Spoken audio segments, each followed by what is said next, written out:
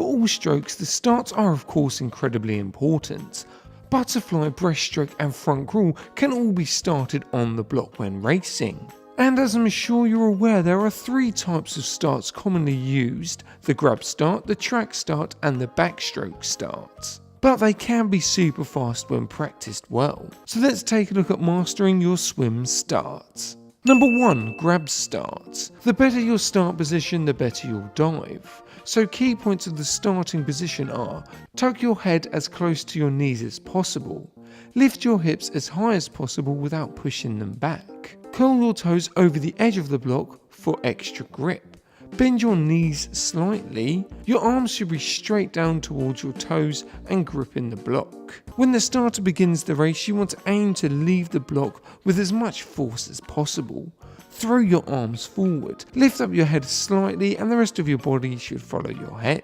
Once your feet leave the block, push your hips up and tuck your head in, so your body is in the perfect streamlined position entering the water. Just remember that you want to make the smallest amount of splash possible. You're allowed 15 meters underwater from a dive or turn, so make the most of it and try to travel as fast as possible underwater whilst maintaining your speed.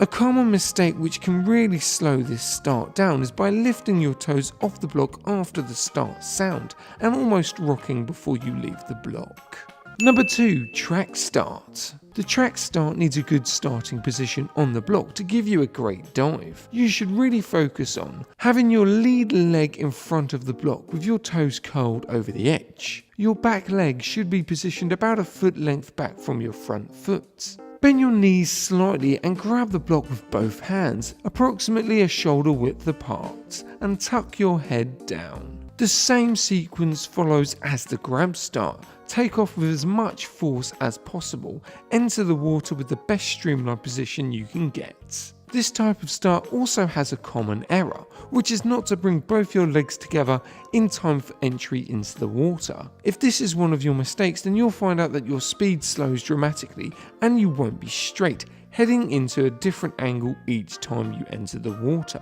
So to correct this, just bring your legs together before you enter. Number 3. Backstroke starts. So the backstroke is the only stroke out of all 4 main swim strokes that starts in the water. So to start the backstroke, grab the block with both hands about shoulder width apart. Place both feet on the wall, again shoulder width apart. Although some people do prefer to have one foot higher than the other, but both feet should be just below the water's surface, allowing your body to be in a slightly curled position. A common mistake with body position is not locking your feet on the wall in a sturdy position and slipping down the wall. So just make sure your feet are comfortable but also sturdy. When the signal is made, throw your body backwards over the water by pushing your arms back away from the block and throwing your head back. Ideally, you want your back arched during the airborne phase so your hands can touch the water while your body is still above the water's surface. Make sure your first kick is the butterfly to add power and speed, then break into normal backstroke kick when you're ready to surface. And there we have it. If you follow these steps, you could be the master of your own swim start.